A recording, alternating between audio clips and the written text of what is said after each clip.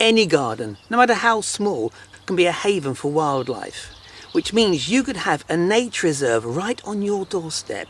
In fact, by just catering for 6 basic wildlife needs, you could earn yourself one of these.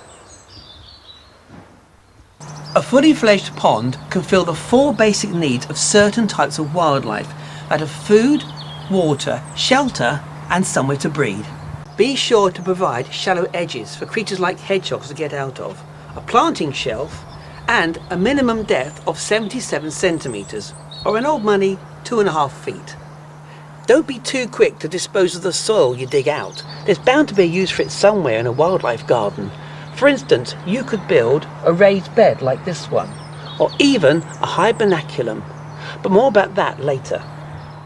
Autumn is a beautiful time of the year, but there's not just a change in leaves to look at. It's also a great time to find some fungi, and the best way of doing that is to find yourself an expert.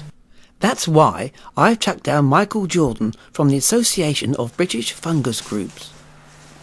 So, Michael, what have you got for me? It's a little number called mica cap, and it's one of the commonest of the wood-rotting fungi.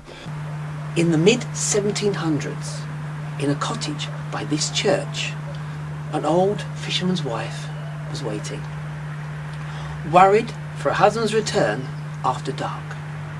So she lit a candle and placed it in the window. Her husband was safe, and the other sailors were so grateful they paid her a levy to continue the service. The local sexton then paid her £5 for the rights to the levy and put his light in the church, which was obviously taller